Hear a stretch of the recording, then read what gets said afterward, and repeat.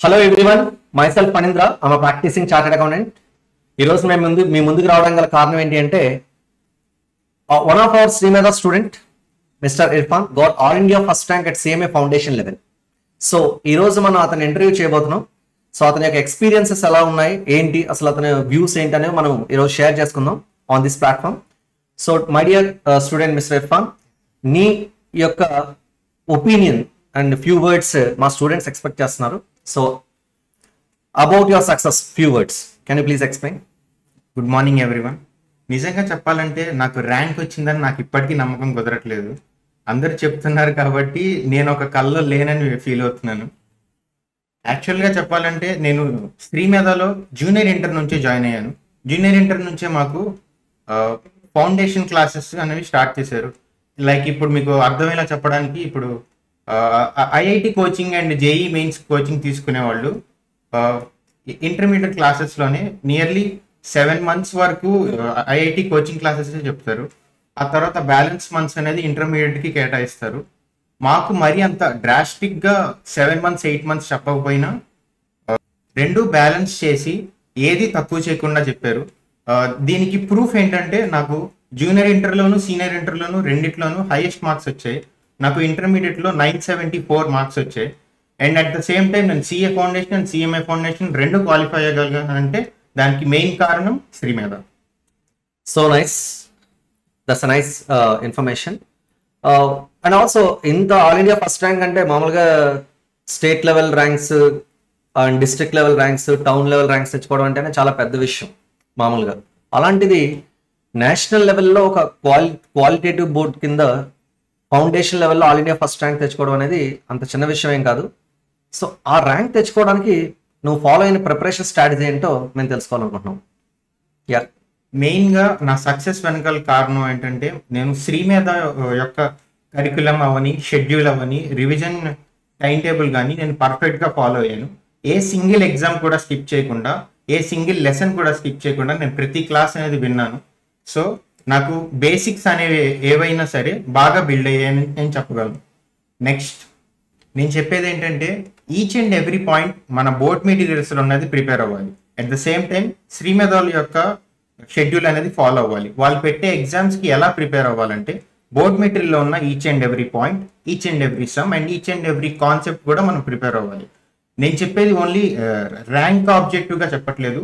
Even pass అవ్వాలన్నా కానీ మనకి కాన్సెప్చువల్ నాలెడ్జ్ అనేది బాగా ఇంపార్టెంట్. ఎందుకంటే ఎగ్జామ్లో మనం చేసిందే, మనం చదివిందే రాదు. దాన్ని కొత్తగా ఫ్రేమ్ చేసి అడగడానికి ట్రై చేస్తారు. సో మనకి కాన్సెప్చువల్ నాలెడ్జ్ అనేది ఉంటే మనం ఏ క్వశ్చన్ అయినా బాగా ఆన్సర్ చేయగలం. సో ఫస్ట్ స్టెప్ శ్రీమేధ యొక్క షెడ్యూల్ ఫాలో అవ్వాలి. సెకండ్ స్టెప్ దానికోసం board materials and Srimedha materials రెండు ప్రిపేర్ అవ్వాలి.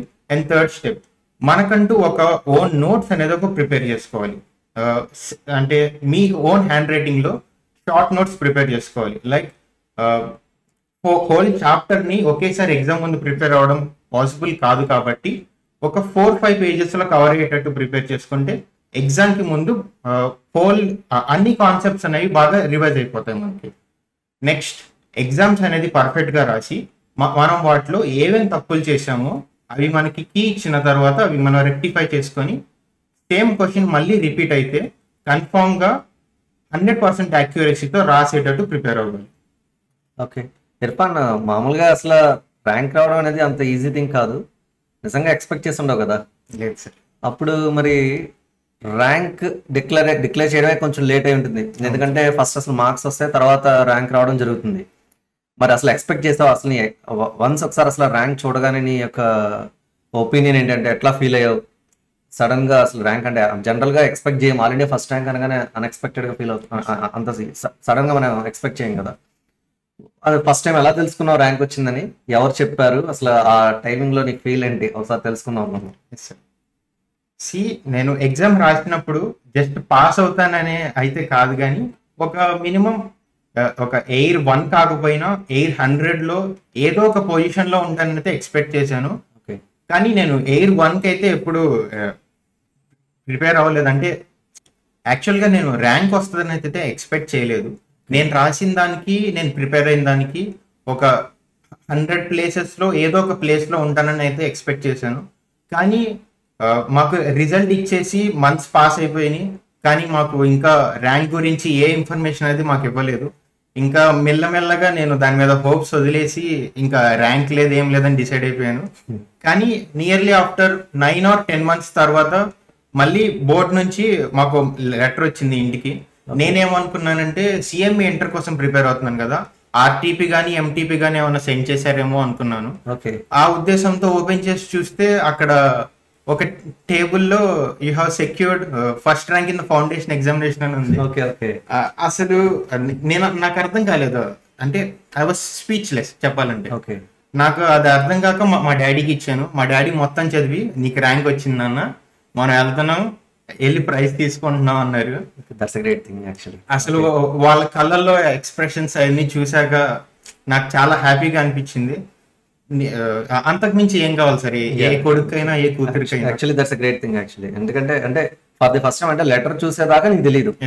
ఓకే, అంటే లెటర్ చూసి ఆల్ ఇండియా ఫస్ట్ ర్యాంక్ అని చూడగానే అసలు ఇంట్లో అసలు చాలా హ్యాపీగా ఫీల్ అయ్యి మంచి celebration moment actually, right? That's a nice moment. కానీ అటువంటి మూమెంట్ లో నాకు అది ఇంకా అంటే లోపల డైజెస్ట్ అవ్వట్లేదు ర్యాంక్ వచ్చినట్టు. ఆల్రెడీ ఫస్ట్ ర్యాంక్ నిజంగా నాకే వచ్చింది. నేను అది ఒక ట్రాన్స్ లోకి వెళ్ళిపోయినట్టు అయిపోయింది సిచ్యువేషన్. ఆ మూమెంట్ లో నాకు అనిపించింది ఒకటి, నా పేరెంట్స్ ఏవైనా నా కెరీర్ విషయంలో ఏమైనా బెస్ట్ డెసిషన్ తీసుకున్నారంటే అది నన్ను శ్రీమేధలో జాయిన్ చేయడం. Great thing, that's a nice thing actually. నేను వెంటనే మా కాలేజ్ వాళ్ళకి ఫోన్ చేసి, ముందుగా మీకే ఫోన్ చేసి నా ర్యాంక్ గురించి చెప్పాను sir. That's a nice thing, congratulations for that actually. Okay, see mister Irfan, యాక్చువల్గా ర్యాంక్ అనేది నీకు రావడం చాలా గ్రేట్గా ఫీల్ అయినావు. ఇప్పుడు చాలా మంది ఇప్పుడు సిఎంఏ ఫౌండేషన్ ప్రిపేర్ అవుతున్న వాళ్ళు ఉన్నారు. సో వాళ్ళకి కూడా ఆల్ ఇండియా ఫస్ట్ ర్యాంక్ రావాలి అన్న వాళ్ళకి అనిపించింది. సో నీ సజెషన్స్ ఏంటి? వాళ్ళు ఎలా ప్రిపేర్ అయితే వాళ్ళు అంటే ఏం చేస్తే ఆల్ ఇండియా ఫస్ట్ ర్యాంక్ వస్తుంది అనేది వాళ్ళు ఎక్స్పెక్ట్ చేస్తాం. So give you few suggestions to our students who wants to get all India first rank. Definitely sir, rank అనేది ఎవరైనా అచీవ్ చేయగలరు. నాకేమైనా కళ వచ్చిందంటే నాకు ర్యాంక్ వస్తుందని, కానీ వచ్చేసింది కదా. సో ర్యాంక్ అనేది ఏదో బ్రహ్మ విద్య, నేను ఏదో కారణ జన్ముడిని, నాకు మాత్రమే ర్యాంక్ వస్తుందని అలా ఏం లేదు. ఉన్న ప్రతి కాన్సెప్ట్ ని క్లియర్ గా ప్రిపేర్ అయ్యి మీ టీచర్స్ కానీ, మీ ఫ్యాకల్టీ కానీ, మీ కాలేజ్ మేనేజ్మెంట్ కానీ ఏమైతే చెప్పారో అవి స్టెప్ బై స్టెప్ ఫాలో అయితే ర్యాంక్ అనేది ఖచ్చితంగా వస్తుంది. Okay, that's nice, that's very nice. And also ఇంకొక చిన్న పాయింట్ ఏంటంటే, అంటే అందరూ ర్యాంక్స్కి ట్రై చేస్తూ ఉంటారు, కానీ చాలామంది స్టూడెంట్స్ మేము క్వాలిఫై అయితే చాలు, నాకు సర్టిఫికేట్ కావాలి అనుకుంటారు. అంటే ఇప్పుడు జస్ట్ నేను క్వాలిఫై అయితే చాలు అనుకునే వాళ్ళకి, అంటే ఇప్పుడు నేను కంప్లీట్లీ కవర్ చేయను, నేను మ్యాక్సిమం ట్రై చేస్తాను, కానీ నాకు ర్యాంక్ కన్నా ముందు అసలు నేను బేసిక్ పాస్ అవ్వాలి అనుకున్నప్పుడు 100% కవర్ చేసి నీకు పాస్ అవ్వడానికి కూడా ఒక ప్లాన్ ఉంటుంది కదా, ఒక కొంచెం అలాంటి సజెషన్, అంటే ఇమీడియట్ గా నేను ఫస్ట్ అటెంప్ట్ లో పాస్ అవ్వాలనుకునే వాళ్ళకి నీ సజెషన్ ఏంటి అట్ సిఎంఏ ఫౌండేషన్ గా? ఇప్పుడు నేను చెప్పబోయేది సార్ చెప్పిన కేటగిరీకి ఉపయోగపడుతుంది, ప్లస్ మాకు ఎక్కువ టైం లేదు, మేము హోల్ సిలబస్ ని ఈ తక్కువ షార్టేజ్, నేను ఇప్పుడు చెప్పబోయేది సార్ చెప్పిన కేటగిరీకే కాదు, ఎవరైతే మాకు ఎక్కువ టైం లేదు, మాకు తక్కువ టైంలో ఎక్కువ సిలబస్ కవర్ చేయాలి, లైక్ ఇప్పుడు 20% ఎఫర్ట్స్తో 80% మార్క్స్ వచ్చేటట్టు మాకు ఒక స్ట్రాటజీ చెప్పండి అంటే, నేను ముందుగా చెప్పబోయేది ఏంటంటే బోర్డ్ మెటీరియల్స్ ఓపెన్ చేసి వెయిటేజ్ ప్రకారంగా అరేంజ్ చేసుకోండి. ప్రతి సబ్జెక్ట్లో మనకి మోస్ట్ ఇంపార్టెంట్ టాపిక్స్ ఉంటాయి, లెస్ ఇంపార్టెంట్ టాపిక్స్ ఉంటాయి. లైక్ ఏబిసి అనాలిసిస్ చేసుకోండి, ఏ అంటే మోస్ట్ ఇంపార్టెంట్, కానీ అది తక్కువ పోర్షన్ ఉంటుంది, అంటే అది తక్కువ ప్రిపేర్ అయినా కానీ ఎక్కువ మార్క్స్ స్కోర్ చేసే ఛాన్స్ అయితే మనకు ఉంటుంది. సో అలాంటి టాపిక్స్ని ముందు చేసుకోవాలి. బి అంటే దానికన్నా కొంచెం తక్కువ వెయిటేజ్ ఉంది. సి అంటే miscellaneous topics. Miscellaneous topics avoid చేయమని కాదు, కానీ ఏ అండ్ బి రెండు అయిపోయాక సి అనే టాపిక్ కవర్ చేయండి. నెక్స్ట్ బోర్డ్ మెటీరియల్స్ చూడకుండా అయితే ఎగ్జామినేషన్ హాల్కి వెళ్ళమాకండి. బోర్డ్ మెటీరియల్స్ కవర్ చేశాకే మీరు ఎగ్జామ్ హాల్కి వెళ్ళాలి. And board materials important, plus మీకు శ్రీమేధ మెటీరియల్స్ కూడా important. That's nice. Okay, so just first అంటే ఇమీడియట్ గా ఫస్ట్ అటెంప్ట్ లో క్వాలిఫై అవ్వాలనుకున్న వాళ్ళు ఎవరైతే ఉన్నారో వాళ్ళు ఇలా ఫాలో అయితే కనుక డెఫినెట్ గా in the very first attempt they can qualify. Each and every concept అయిపోయిన తర్వాత వాటికి రిలేటెడ్ గా ప్రీవియస్ క్వశ్చన్స్ అవ్వనివ్వండి, లేదా ఆర్టీపీస్ కానీ ఎంటీపీస్ కానీ ఒకసారి రిఫర్ చేస్తే బెస్ట్. ఎందుకంటే మనకి ఎగ్జామినేషన్ హాల్లో ఈ కాన్సెప్ట్ నుండి ఎటువంటి క్వశ్చన్ వస్తుందో అనేది మనకి ప్రీవియస్ క్వశ్చన్ పేపర్ చూస్తేనే అది తెలుస్తుంది. That's nice. First thing is మీరు ఒక మంచి స్టడీ ఎన్విరాన్మెంట్ అనేది క్రియేట్ చేసుకోవాలి.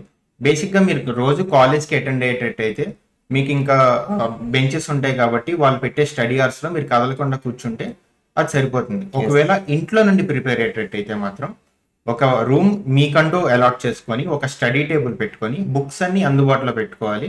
అండ్ ఫోన్, ల్యాప్టాప్, సిస్టమ్ ఇలాంటివి అందుబాటులో లేకుండా దూరంగా పెట్టేయాలి. అండ్ ఇంట్లో వాళ్ళకి కూడా ముందేగానే మనం చెప్పేయాలి, నన్ను డిస్టర్బ్ చేయమాకండి, నేను చదువుకుంటున్నాను. ఓకే. నెక్స్ట్ ఒక టైమర్ పెట్టుకొని ఆ టైమర్ అయిపోయేంత వరకు ఎఫెక్టివ్గా ప్రిపేర్ అవ్వాలి. మధ్యలో బ్రేక్స్ తీసుకోవాలి. ఓకే.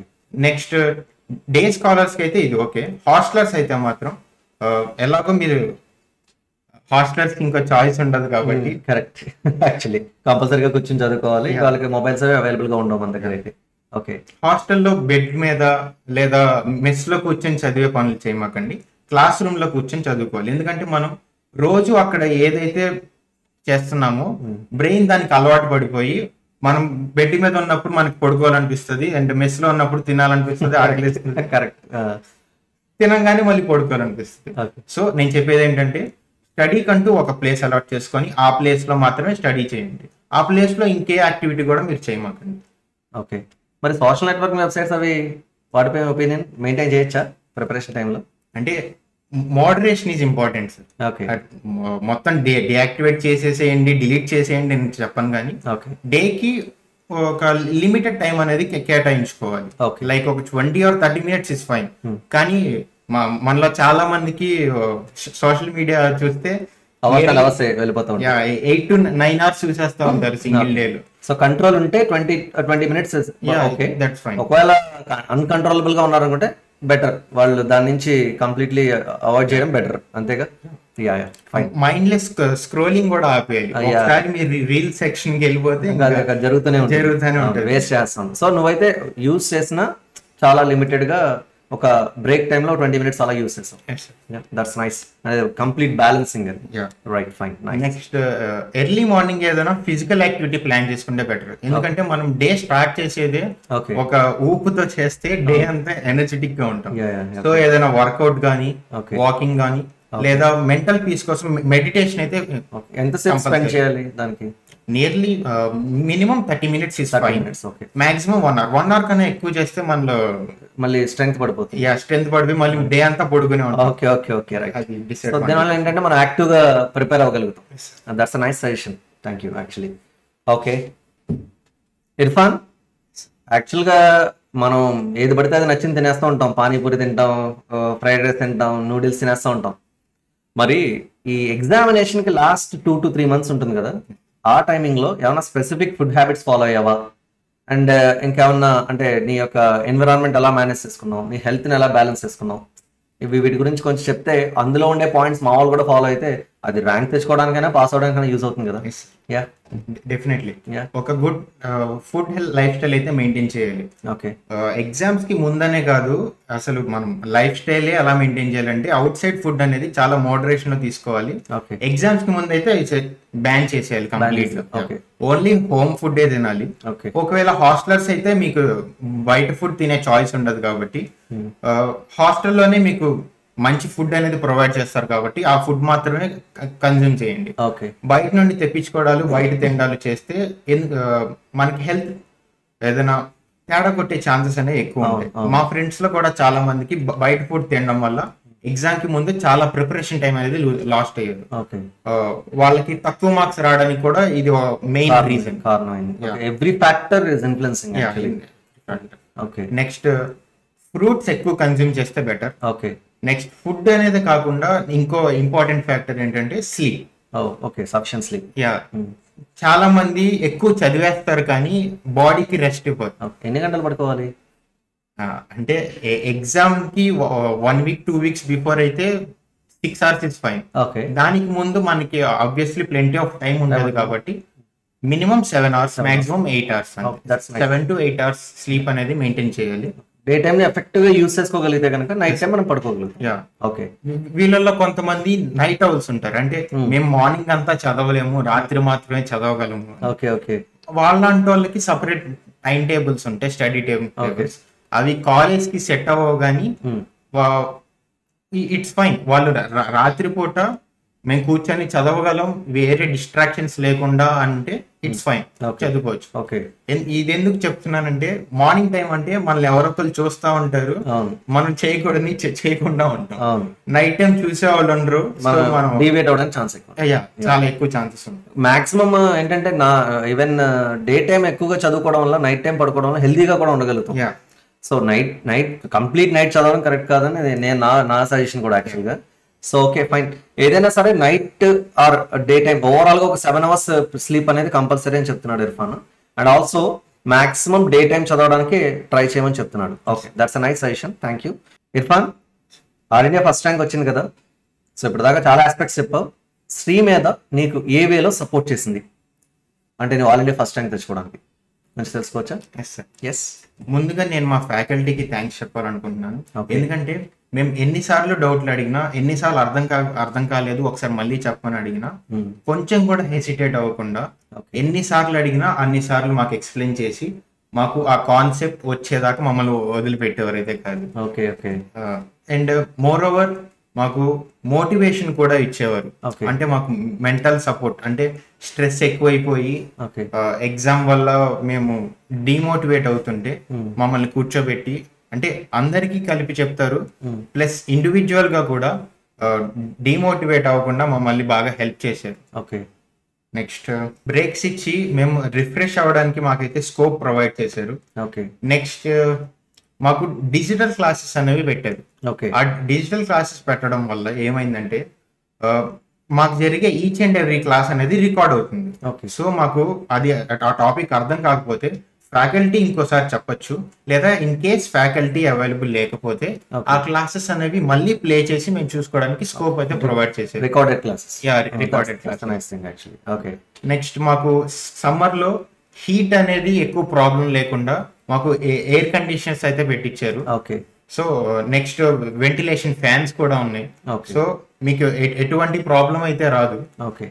ఓకే ఇర్ఫాన్, అవును మరి ఫౌండేషన్ అయిపోయి ఇంటర్కి వచ్చావుగా, సేమ్ ఇంటర్కి ఎలా ఉంది, ఏంటి డిఫరెన్స్? ఫౌండేషన్ కి ఇంటర్కి ఏమైనా డిఫరెన్స్ ఏమైనా కనిపించిందా? క్లాసెస్ ఏంటి అసలు ఎలా ఉంది?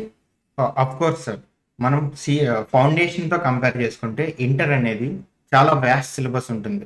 దీన్ని మనం ట్యాకిల్ చేసి పర్ఫెక్ట్ గా ప్రిపేర్ అవ్వాలంటే మనకు ఒక perfect schedule and perfect management అనేది కావాలి. అవి రెండు నాకు ఇక్కడ శ్రీమేధలో దొరికాయి. Okay. Yes sir, of course. అసలు రెండింటికి డిఫరెన్స్ మనం కంపేర్ చేయాలంటే నక్కకి నాగలోకానికి కొన్నంత తేడా ఉంది. అవునవును, కరెక్ట్. అది మాత్రం అసలు వ్యాస్ట్ సిలబస్ ఇది. ముందుగా ముందు అన్ని పేపర్స్ అండ్ అన్ని సిలబస్ అండ్ అన్ని బుక్స్ సైజ్ చూసాక మాత్రం నాకు డెఫినెట్లీ భయం వేసింది. కానీ ఒక ప్లాన్ చేసుకుంటే కన్ఫామ్ గా అయిపోతుంది సార్. ఒక pre defined plan and pre defined passion ఉండాలి. రెండు కనుక మనకి ఉంటే మనం అయిపోతుంది. నెక్స్ట్ లెంతీ అవర్స్ అయితే కూర్చోవాలి సార్. ఫౌండేషన్ లో కూర్చున్నట్టయితే తక్కువ స్టడీ అవర్స్. 4 సబ్జెక్ట్స్ కదా అక్కడ? అక్కడ 4 ఇక్కడ డబల్ అవడం వల్ల 8 సబ్జెక్ట్స్ ఉంటాయి కదా మరి ఇక్కడ. అబ్సల్యూట్లీ మనం డబల్ ఎఫర్ట్స్ అయితే పెట్టాలి. ఓకే. ఇంట్లో కూడా చదివేటట్టు, అంటే నైట్ స్టడీస్ కూడా ప్లాన్ చేసుకొని, ఒక ఇందాక స్లీప్ ఇంపార్టెంట్ అని చెప్పాను కదా, అది ఇక్కడ క్లాష్ అవుతుంది. స్లీప్ మేబీ మనం సాక్రిఫైస్ చేయాల్సిన అవసరాలు రావచ్చు, బ్యాలెన్స్ చేసుకోవాలి కొంచెం. Okay, right, fine. So difference అయితే వచ్చింది మొత్తం మీద ఫౌండేషన్ కి ఇంటర్ కి, బికాస్ సబ్జెక్ట్స్ ఇంక్రీజ్ అయ్యాయి కాబట్టి. That's nice. అవును, ఇందుకే మరి క్లాస్ రూమ్ ఎన్విరాన్మెంట్ ఎలా ఉంది ఇంటర్ లెవెల్లోకి వచ్చిన తర్వాత? ఫ్యాకల్టీ టీమ్ ఎలా టీచ్ చేస్తున్నారు? మెటీరియల్స్, శ్రీమేధ మెటీరియల్స్ ఎలా ఉన్నాయి? నీ ఒపీనియన్స్ ఏంటి? అసలు ఇప్పుడు రీసెంట్ గా స్టార్ట్ అయినాయి కదా క్లాసెస్, వింటున్నావు కదా, అవి కొంచెం మా స్టూడెంట్స్ కి తెలుసుకోవాలనుకుంటున్నారు. మాకు వచ్చే ఈచ్ అండ్ ఎవ్రీ ఫ్యాకల్టీ కూడా క్వాలిఫైడ్, either సిఏ అయి ఉండండి, సిఎంఏ ఆర్ బోత్ క్వాలిఫైడ్ కూడా మాకు వచ్చే ఫ్యాకల్టీలో ఉన్నారు. వాళ్ళకి ఈచ్ అండ్ ఎవ్రీ టాపిక్ మీద కాన్సెప్చువల్ నాలెడ్జ్ ఉంది. మేము బుక్ లో ఉన్నదే కాకుండా బయట నుండి కూడా మేము డౌట్స్ అడిగితే అవి మాకు ఎక్స్ప్లెయిన్ చేసేవారు. నెక్స్ట్ మనం అండ్ క్లాస్ రూమ్స్ గురించి మాట్లాడుకున్నట్టయితే మాకు డిజిటలైజ్డ్ క్లాస్ రూమ్స్ అయితే ఉన్నాయి, plus air conditioner classrooms ఉన్నాయి. అవి రెండు ఉండడం వల్ల మాకు చాలా హెల్ప్ఫుల్ అయింది. Recorded classroom, digitalized classroom అంటే. Okay, nice nice. Okay.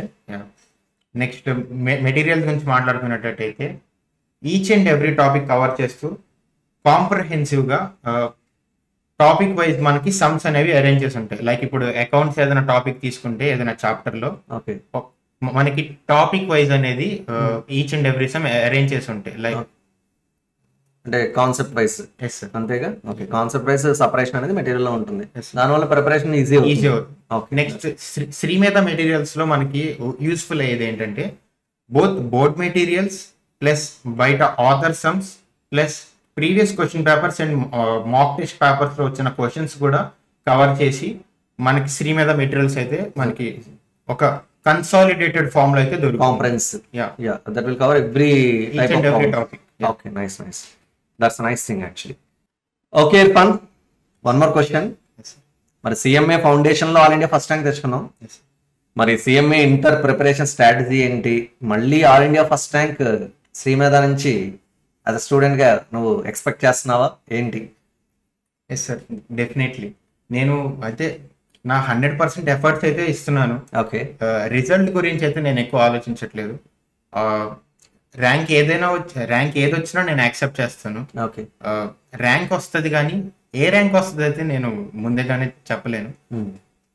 I hope మళ్ళీ A1 వచ్చి ఓకే ఇక్కడ మళ్ళీ కూర్చొని ఇంకో ఇంటర్వ్యూ ఇస్తానని నేను ఆశిస్తున్నాను. డెఫినెట్ గా ఎఫర్ట్ నువ్వు పెడితే డెఫినెట్ గా ఆల్ ఇండియా ఫస్ట్ ర్యాంక్ రావడం అంత ఖచ్చితంగా వస్తుంది, డెఫినెట్ గా వస్తుంది. Yes, sir. Okay and so congratulations for your success. We're so happy.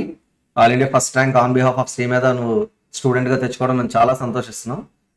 So final గా మా స్టూడెంట్స్ సిఎంఏ ఫౌండేషన్ ప్రిపేర్ అవుతున్న స్టూడెంట్స్ కి నీ లాస్ట్ వర్డ్స్, వాళ్ళు ఎలా ప్రిపేర్ అవ్వాలి ఏంటి అనేది అన్ని మనం డిస్కస్ చేస్తాం. చివరిగా వాళ్ళ కమిట్మెంట్ ఎలా ఉండాలి ఏంటి అన్న కొన్ని ఫ్యూ మోటివేషన్ వర్డ్స్ ఎక్స్పెక్ట్ చేస్తున్నాం యాజ్ అ ర్యాంకర్ గా. Can you please say such words? Sir, బేసిక్గా నేను చిన్నప్పటి నుంచి నమ్మే సిద్ధాంతం ఏంటంటే మనం ఏ ఫీల్డ్లో అయినా ఏ పని చేస్తున్నా కానీ కన్సిస్టెంట్గా కమిటెడ్గా స్మార్ట్ వర్క్ చేస్తూ మనం ఏ పని చేసినా దాంట్లో కన్ఫామ్గా సక్సీడ్ అవుతాం. ఓకే సో మనం కన్సిస్టెంట్గా ఈచ్ అండ్ ఎవ్రీ డే, ఒకరోజు చదివేసి వదిలేస్తే అలా అవ్వదు. Okay each and every day మనం కన్సిస్టెంట్గా మనం ప్రిపేర్ అయితే డెఫినెట్గా మీరు కూడా ర్యాంకర్ అయ్యి ఈ కుర్చీలో కూర్చొని ఇంటర్వ్యూ ఇస్తూ ఉంటారు. నేను అటుపక్క ఫోన్ కానీ ల్యాప్టాప్లో కానీ మీ ఇంటర్వ్యూ చూస్తూ ఉంటాను. I definitely hope that you all will achieve good ranks, all India ranks in upcoming future attempts and make us proud. Okay, thank you so much, Irfan, for sharing your valuable information to our students. And thank you so much on behalf of Srimedha and faculty team and all non-teaching staff. All the very best, my dear students. Thank you. Bye.